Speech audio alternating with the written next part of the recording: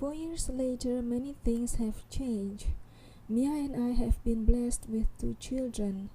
The facility in the desert has been announced as a space research center. All of Mia's friends in LA have received their green cards, including Yusuf, who migrated there with his family because Larry needed another witness to replace Jaka in Mia's patent case. Bumi has been out of jail for 2 years, remarried with his wife, and now planning to run for president. And I've moved to Shanghai so that I could be closer to Mia and my children. There was a particularly strange rumor regarding the explosion in Peter's power plant. The rumor said that the explosion was partly caused by Gadasan Bundaran's corrupt behavior. He was the one who oversaw the construction of the power plant. According to the rumor, he corrupted a big chunk of the government's fund intended for this project by purchasing much cheaper materials used to build the wall.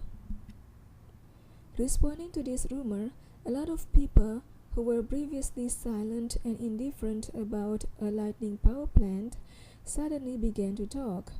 Since they talk in favor of Mia and her power plant, I wondered whether they were persuaded or even paid by Bumi to talk. Anyway, it didn't matter to me because they spoke the truth. The neighbors of Putra Power Plant began to praise it and miss it. They testified that Putra Power Plant had harvested electricity from lightning many years before Peter built his lightning-generated power plant. They knew it because there were more lightning around Mia's building when the lightning power plant was still working. They also praised the super battery and generator that they purchased there and could be recharged for a very small fee. They said they missed it. The woman who slapped Mia because she was warned about the explosion appeared on TV. She said thank you to Mia for warning her, and she said sorry that she slapped her. Because of Mia's warning, she decided to move to her mother's house in the countryside. That is how both she and her son averted death. Her husband, who refused to move out, died that night. She wept during that news channel show. She hated Mia in the past because everyone said Mia put a bomb in that facility. After the rumor about Gadasan's corruption came out, she said that the rumor was more likely to be true than the previous assumption that Mia was a terrorist. Why would a terrorist warn everybody before her bomb exploded? And how could Mia, who didn't have any access to the facility and was never been trained as a spy or someone like that, could penetrate the security guarded by none other than those smart, undefeatable Black Hawk members and put a bomb in the facility undetected like a ghost? The man who was kicked out from his house along with his family also appeared on TV. He said that he first hated Mia and thought she was really a terrorist. After he returned home and found Mia's letter, he knew that Mia wasn't a terrorist, but he had to lie and pretended that Mia was a dangerous person, as Mia instructed him to do to save his family. He also said that he still didn't like those Chinese who pointed guns on him. Then he showed the piece of jewelry that Mia gave along with the letter. The people in Jakarta spoke about how they missed the lightning power plant. After Yusuf moved to America, the owner of Mia's building didn't want to hire a new engineer for the flood control function. The reason, he said, was the Jakarta province didn't want to pay for the ineffective flood control facility. So all the doors of the dam were opened wide all the time after Yusuf left. All this news was fascinating, but the most incredible news was Larry's new invention. After we left, Yusuf encouraged Larry to do the research I suggested by accident. Yusuf said that if Larry believed in God even just a little, perhaps he could ask God about how to manage the earth and save lives. So Larry began the research. With help from his friend who worked in a weather station and with Yusuf's assistance, he was able to write a research paper about his new invention. The research has been published and the patent request has been filed. I was amazed, totally amazed. Mia and I were invited to meet Larry and Bumi in a meeting room in their hotel. I wondered what this meeting is all about. "Larry, I'm so excited to meet you," Mia said. After we greeted each other, we sat down. "Bumi, congratulations on your remarriage," Mia said. "Thanks," Bumi said. "It's good to be free again. Despite my friends' efforts to make the prison room enjoyable, I couldn't enjoy it. I missed my wife, my children, my parents, even my employees and friends. But today's great news, which you've probably heard, is that I am running for presidency and I need your support." "Oh, so that's the purpose of this meeting," Mia said. "But before we talk about that, I'm very interested to hear about your invention, Larry. Well, I've read your paper, but I want to hear it directly from you. So, how does it work?" "Basically, I use your invention and enhance its usage," Larry answered. "We spent many hours experimenting in our new lab. Oh, by the way, guess where did we get most of our fund for this research?" "University," Mia guessed. "Well, university gave some money, but most of our needed fund came from insurance companies. They will reap the most financial benefit if this project is successful.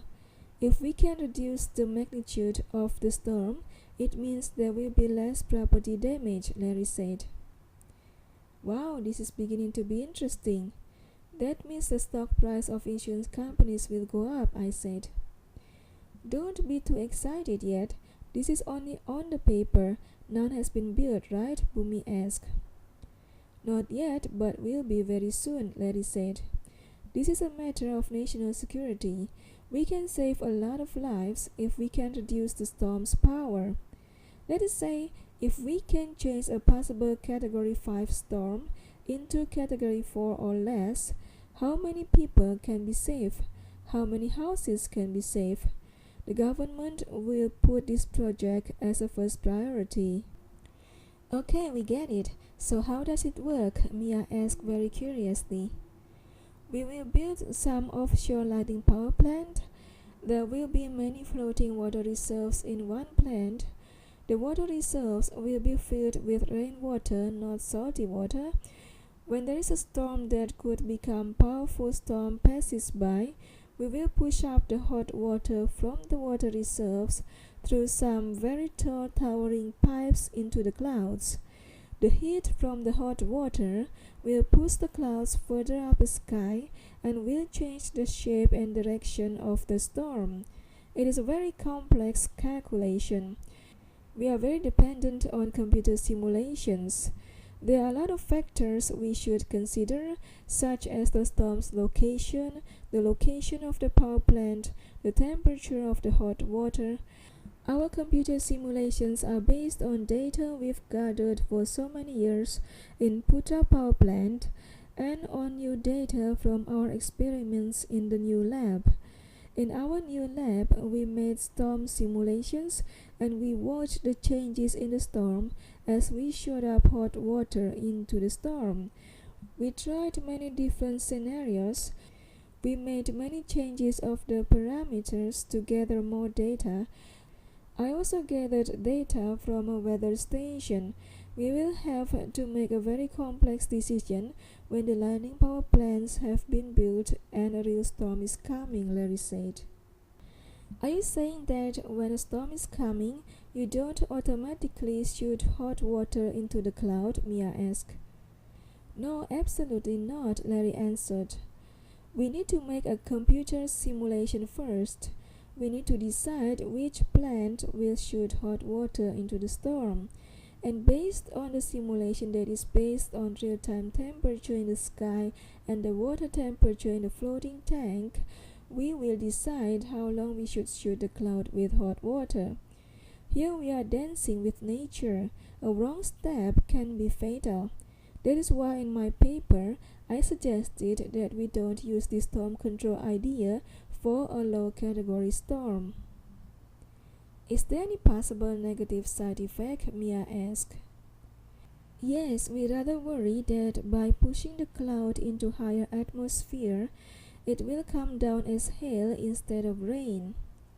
The hail will probably be bigger than what we used to see in the nature, Larry said.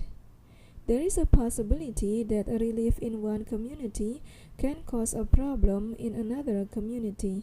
We must carefully consider the pros and cons of our action. We'll rely heavily on our computer simulation. The simulation better be accurate. This project of yours is much bigger and more complex than mine, Mia said.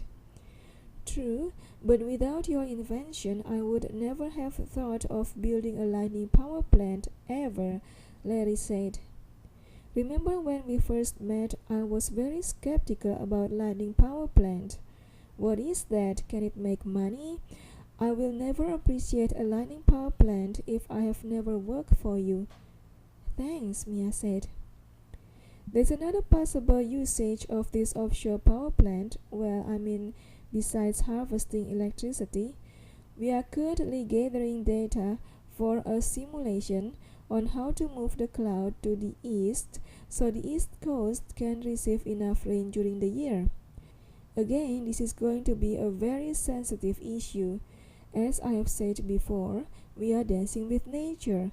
It is probably difficult to have a win-win situation for everybody. All the elements of this project better be handled by good people because it involves the lives of many Americans, Larry said. Wow, America has complex weather phenomena. Storm and flood in the east coast and Midland, drought in the west coast. I'm glad Indonesia doesn't have such difficult phenomena to be solved, Bumi said. Well, we have active volcanoes that can blow up at any time, and we have almost yearly forest fire, Mia said. That yearly forest fire makes me sick because I suspect someone starts it purposely. I don't understand. Don't they want this earth to have a longer age? Bumi said. Stopping forest fires is definitely my first priority once I become a president. Nobody responded. We all looked at Bumi. We kind of knew that he wanted to speak again because he was the one who invited us. Perhaps you have heard the rumor about Gadasan's corruption.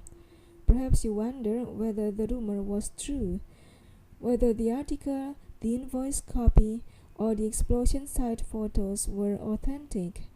Today the source of that rumor is here. Would you please ask him to come in? Bumi made a request to his personal assistant. Bumi's personal assistant went out of the meeting room and returned with a familiar face. Peter Bara.